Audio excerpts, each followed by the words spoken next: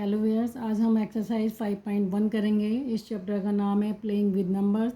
ये चैप्टर बहुत ज़्यादा बड़ा नहीं है और इससे पहले मैं आपको बता दूं, अगर आप मेरे चैनल पर नए नए ज्वाइन हुए हैं तो आप प्लीज़ मेरे चैनल को सब्सक्राइब करना ना भूलें। तो इसके देखो फर्स्ट क्वेश्चन देखो इसका, write the following numbers in generalise form. तो जनरलाइज फॉर्म में हम इसको कैसे करेंगे, फर्स्ट पार्ट देखो। जनरलाइज फॉर्म का मतलब है आपको, जो आप एक्सपेंडेड फॉर्म बोलते हो उसको करते हैं। जो 5 है मेरा कहाँ पे, या तो यूनिट प्लेस बोलते हैं इसको या फिर वंस प्लेस बोलते हैं। 8 कहाँ पे है मेरा, 8 कहाँ है, 10th प्लेस पे है। तो यहाँ देखो इसको मैं क्या बोल सकती हूँ, 10 × 8 + 5। ठीक है, तो ये आपका क्या हो जाता है, ये इसका जनरलाइज फॉर्म में इसको नंबर को हम लिख देते हैं। और नंबर देखो आपका 85 है तो ये 85 ही रहेगा। जनरलाइज फॉर्म का मतलब है एक्सपेंडेड फॉर्म में लिखना है। 8 जो है आपका 10th प्लेस पे है तो 10 × 8 कर दिया। 5 1 प्लेस पे है तो 5 × 1 लिखिए या 5 लिखिए, कोई फ़र्क नहीं पड़ता। ठीक है, तो इसी का सेकंड पार्ट देखो, 398। तो आप इसको बोलते हैं 398। ठीक है, तो 398 का मतलब 3 जो है कहाँ पे, 100 प्लेस पे है तो आप इसे बोलेंगे 100 × 3 + 10 × 9 + 8। ठीक है, ये आपकी क्या हो जाती है, जनरलाइज फॉर्म हो जाती हैं। इसी का थर्ड पार्ट देखो आप, 726। तो आप इसको क्या बोलेंगे, 100 × 7 700 हो गया, + 10 × 2 20 हो गया, + 6। ठीक है, इसी का फोर्थ पार्ट देखो आप, ये है 545 है। इसको आप बोलेंगे 100 × 5 + 10 × 4 + 5। तो ये आपके इस तरीके से आप क्या कर देते हो, इसे जनरलाइज फॉर्म में लिखते हैं। क्वेश्चन नंबर 2 देखिए, right the following numbers in standard form. ये जनरलाइज फॉर्म में लिखा है, इसे आपको स्टैंडर्ड फॉर्म में लिखना है। तो इसका फर्स्ट पार्ट देखो, 10 × 6 60 + 7 67।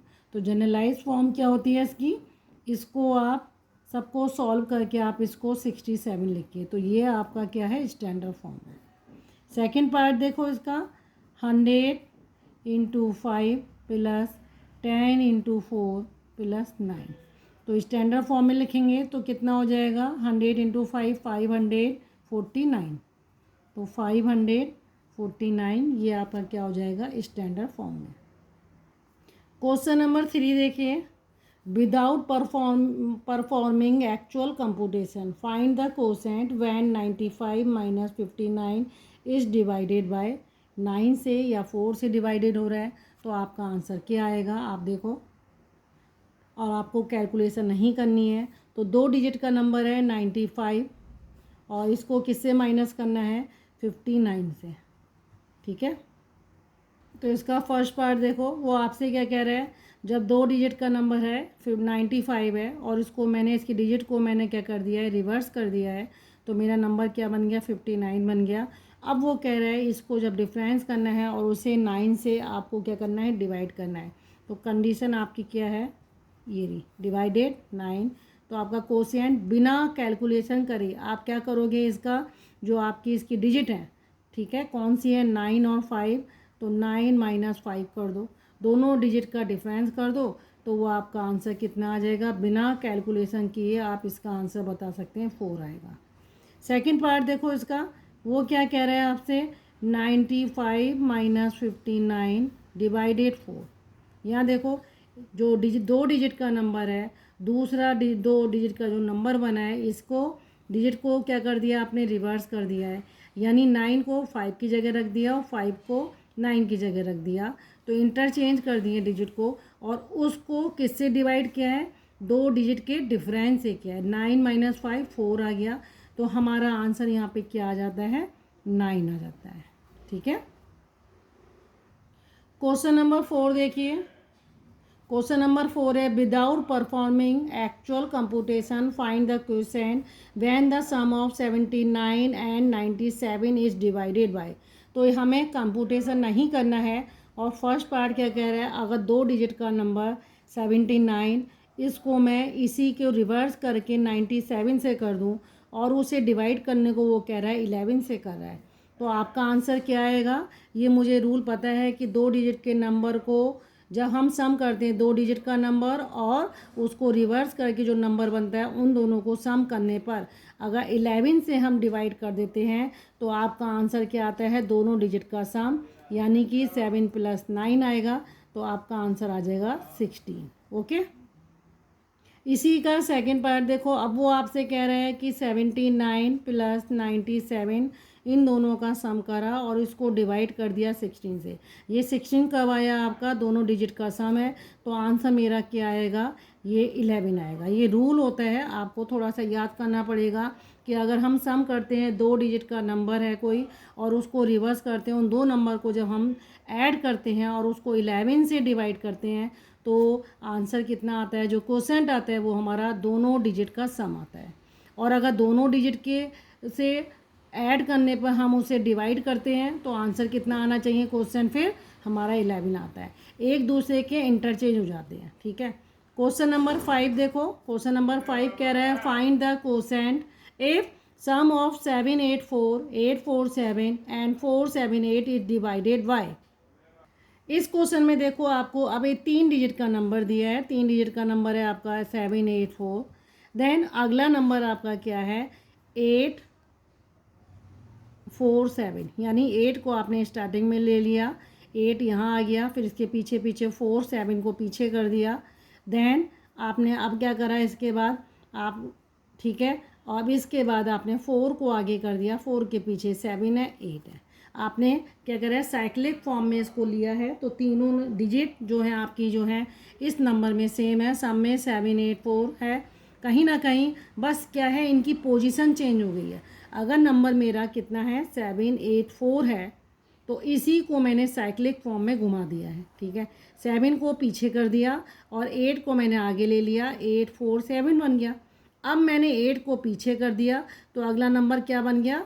478। तो ये साइक्लिक फॉर्म में नंबर आ गए। अगला मैं 4 को पीछे कर दूं तो आगे क्या आ जाएगा? 784। लेकिन ये वाला नंबर जो है बिल्कुल पहले वाले नंबर से क्या हो रहा है? सिमिलर हो रहा है, इसलिए हम इसको नहीं लेते हैं, बस यही 3 नंबर लेते हैं साइक्लिक फॉर्म में। ये सेम हो जा रहा है आपका। तो ये आप क्या करोगे? इनको तीनों नंबर को, अगर 3 डिजिट का नंबर है और उसको साइक्लिक फॉर्म में लिख दिया गया है और उनको सम करते हैं, तो सम करने के बाद वो आपसे कह रहा है, फर्स्ट क्वेश्चन पार्ट कह रहा है कितना? 111 से अगर आप इसको डिवाइड कर रहे हैं तो 100, जैसे 2 डिजिट में कहा था 11 से डिवाइड कर रहे थे तो क्वोशेंट क्या आ रहा था? 2 डिजिट का सम आ रहा था। अब यहाँ भी 3 डिजिट है, तो 3 डिजिट कौन सी है आपकी? या आप यहाँ लिख दिए 7 + 8 + 4। तो आंसर कितना हो जाएगा? 8 और 4 आपका 12 हो गया। 12 में आप 7 जोड़ दिए तो ये आपका आ जाएगा 19। तो क्वोशेंट आपका 19 आएगा, ठीक है। देन नेक्स्ट वो आपसे कह रहा है इसका सेकंड पार्ट। अब वो आपसे कह रहा है अगर 3 डिजिट के नंबर को, इन्हीं नंबर्स को किससे करना है आपको? 37, ठीक है। अब 37 से कर रहा है तो 37 को देखो आप याद रखिएगा कि 37 आपका, आपको बस ये वाला एक फॉर्मूला याद करना है। 3 डिजिट का नंबर है और उसको साइक्लिक फॉर्म में जब 2 नंबर और लिख दिए हैं, ऐड करने पर 111 से जब हम डिवाइड करते हैं तो क्वोशेंट क्या आता है? उन डिजिट का सम होता है, ठीक है। अब यहाँ ये 37 है तो मैं 111 को ऐसे भी लिख सकती हूँ, 3 3 जा 9 और ये 37। तो यानी 111 को मैंने क्या लिखा? 3 × 37। तो अगर मैंने 37 यहाँ से, ठीक है, आप इसको देखो इस फॉर्मेट में समझो। जो 3 डिजिट का नंबर है 784 + 847 + 478 अपॉन, मेरे को ये पता है, ठीक है, और यहाँ मुझे ये पता है डिजिट का सम आता है। अब वो आपसे कह रहे हैं कि यहाँ पे 37 है, ठीक है। अब अगर मैं इसकी जगह पे 3 × 37 लिख दूँ, ठीक है, तो ये 3 आपको नहीं लगता जब क्रॉस मल्टीप्लाई करोगे तो 3 यहाँ चला जाएगा, ठीक है। तो देखो ऐसे करेंगे आप 784 प्लस 847 प्लस 478 अपॉन 37। जब आपने 37 यहाँ ले लिया तो 3 आपका कहाँ जाएगा, यहाँ जाएगा, क्योंकि क्रॉस मल्टीप्लाई करोगे आप 3 इसको दे दोगे तो ये कंडीशन तो वही रहेगी। अब 3 इसको करोगे तो 3 9 जा 27, 2 कैरी ओवर, 3 1 जा 3 और 2 5, तो कितना आ जाएगा इसका आंसर 57। तो अगर 37 से हम डिवाइड करेंगे तो हमारा क्वेश्चन कितना आएगा 57। ठीक है, आपके ये आंसर है 19, इसका आंसर 57 हो जाएगा। देन इसी का थर्ड पार्ट देखो, आपका थर्ड पार्ट क्या है 19 कह रहा है वो। ठीक है, अगर 3 डिजिट का नंबर है उसको साइक्लिक फॉर्म में लिखा है हमने और उसको 19 हमारा कब आ रहा है, डिजिट का सम आ रहा है। ठीक है, ये डिजिट का सम है आपका 7 + 8 + 4, ये डिजिट का सम था।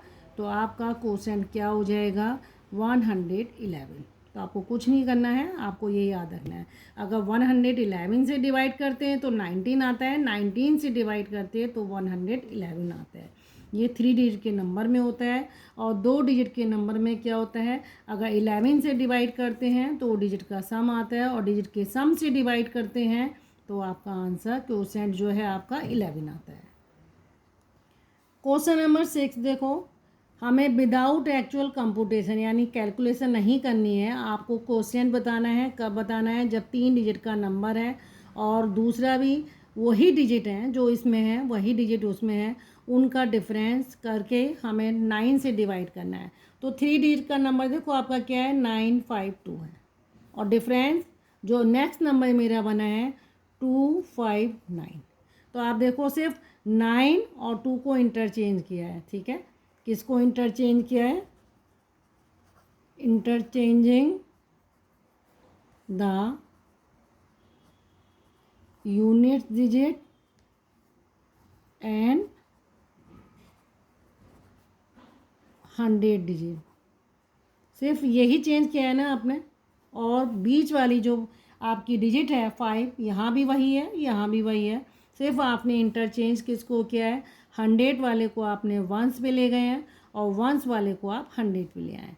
और जब हम इसको डिवाइड करते हैं जो हमें 9 से करना है, आपको ये बताना है।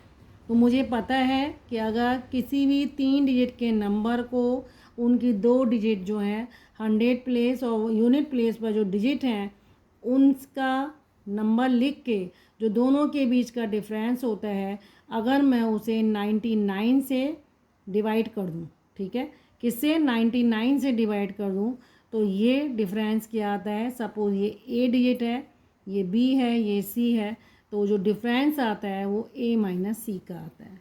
ठीक है, ये वाला जो इंटरचेंज करी है उसका आता है। ठीक है, तो ये मुझे पता है यहाँ कितना है 9 है और 2 सी के लिए है, तो आपका कितना आ जाएगा 7। अगर 99 से डिवाइड करते हैं तो 7 आता है, लेकिन मुझे 9 से करना है तो मैं इसी नंबर को देखो ऐसे भी लिख सकती हूँ। यहाँ पे 99 को क्या लिख सकती हूँ 9 × 11। ठीक है, अब 9 × 11 जब मैंने लिखा है, यहाँ मेरा डिजिट का सम ही ये रहेगा, डिफरेंस रहेगा, तो ये 7 ही आएगा। तो आप क्या करोगे, इस 11 को जब क्रॉस मल्टीप्लाई करते हो वो इसको दे दोगे। ठीक है, तो आपका आंसर क्या आ जाएगा, जब 3 डिजिट का नंबर है उसको उसकी जो 100 प्लेस पर और 1 प्लेस के पे डिजिट है उनको इंटरचेंज करने पे जो नंबर बना, उन दोनों का जो डिफरेंस आता है, अगर 9 से डिवाइड कर दूं तो ये 11 × 7 क्या हो गया आपका, दोनों डिजिट का डिफरेंस था, तो ये आ गया 7 और आंसर आपका आ जाएगा 77। ओके।